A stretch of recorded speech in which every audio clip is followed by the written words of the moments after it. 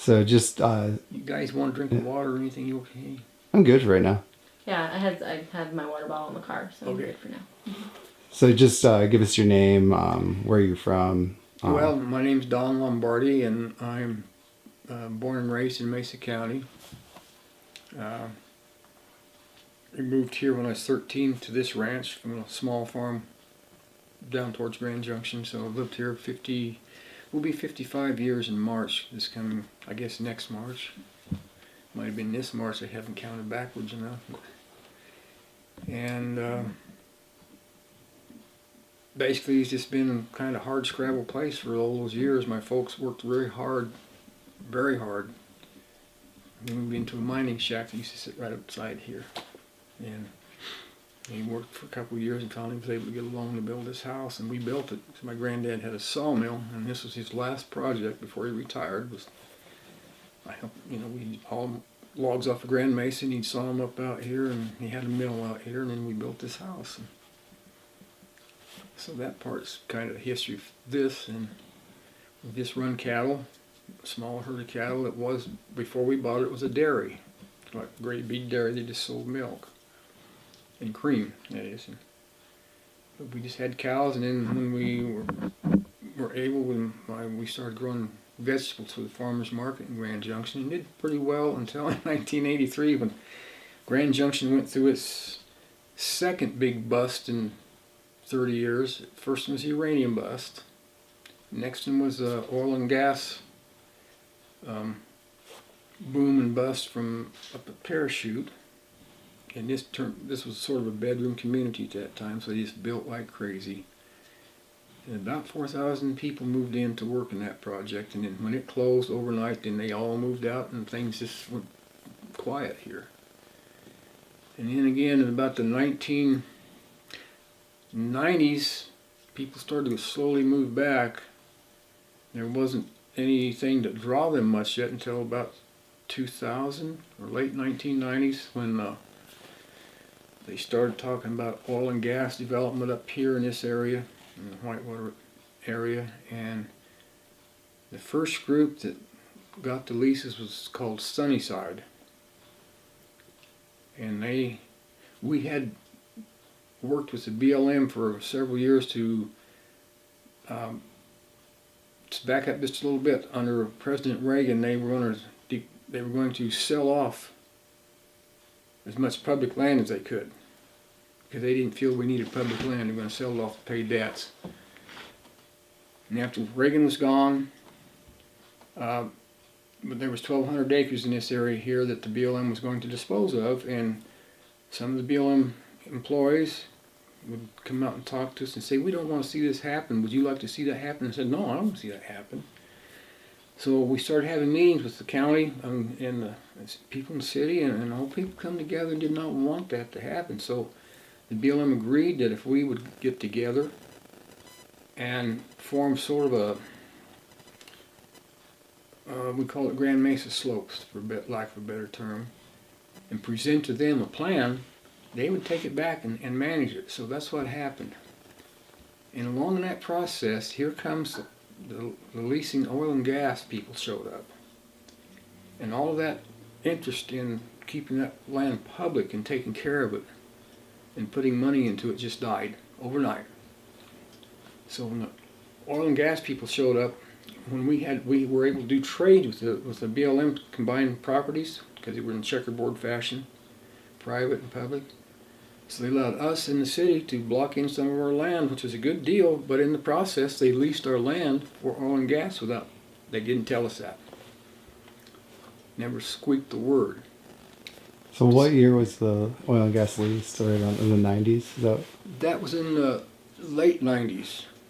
I couldn't tell you exactly, 98, 99 maybe. Sure. It could have been before that, because it was back in that period of time. But the city of Grand Junction found out about it. And then I went to the BLM and we demanded to know. Oh, we can't tell you that. They finally did. Yes, we did lease it. And I got the dates on the transactions when we transferred land. The same date that we got the deed to the property we traded that we gave them they signed the lease. They wouldn't give us mineral rights on the land we traded, so we kept it on the land they took. And I don't know if we still have them. So the guy later come along that had these leases and come to the house and said, we have leased this property. Where you have, it has a conservation easement on it, by the way, which is required by the BLM to do this trade, which was okay with us because I didn't have any intention of, splitting it up or selling it. And he says, we're aware of your conservation easement, but we will do this. We won't drill on this 160 behind the house here. If you will lease us your 280 acres that has your minerals that you own. Well, that's sort of like blackmail. So they would not drill on the 160 if we would lease him the 280. Okay. So we sat down and talked a while and said, well, we'll work with you. And he said, well, you can have trees and we'll build a road. And I said, okay. And then I says, when we were talking, I said, you're not going to drill out in my fields. And he says, oh yes, we'll drill where we want to. And I said, absolutely will not. He says, but we'll pay you for the land. And I says, the hell you will, because you're going to destroy that and there's no more farmland here. And he says, well, you think about it. And he left. So a day or two later, he called and says, are you going to sign that lease? And I said, hell no. Not only no, but hell no. And he just went ballistic. Never heard from him again. He left us alone. And they never proceeded to do anything. It wasn't too long till they sold that lease to a group called Maverick, which is from England, out of an English interest. And they were going to do all this development. And I think they drilled before Fram did a few wells up there. Put in a compressor station and drilled a few wells. And they were drilling towards close to our irrigation ditch, and there's something about a pipe on the ditch that wasn't carrying enough water, and the water commissioner says, if you don't fix that pipe, I'm going to shut you down. And he said, no, you're not. And he said, yes, I will. And they would not respect our water rights at all. And the state was going to say, you're not going to do this if you don't do what we're asking you to do. And they refused to do it. And then they quit. And they sold it, I guess, to Fram, the lease. Now, Fram's been up there for 5 years, about.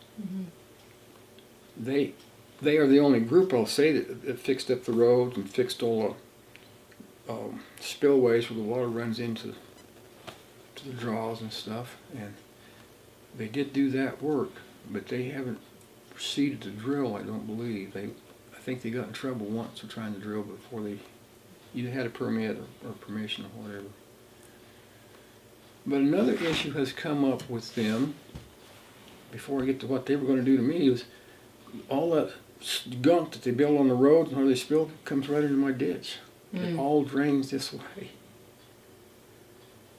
And that's an issue I haven't brought up because I haven't thought about it. But so that's another battle for another time. But about, was it 2-3 years ago, I believe, up on our upper pasture, there's 50 feet up the fence, I saw this big flag standing up, and I already knew what it was. They staked that well, didn't they? And it wasn't maybe a week or two ago, I got a call from somebody who says, I'm with Fram. We're going to drill underneath your fence into your property instead of coming inside on your property because we have a lease on your mineral rights up there. And he says that, I want to know if you'll lease the rest of your property to us. And I said, no, I won't. And he says, well, we'll just get it anyway. I can either lease it to them or they'll take it. But the pooling agreements they have with whatever, they could go down the road here and drill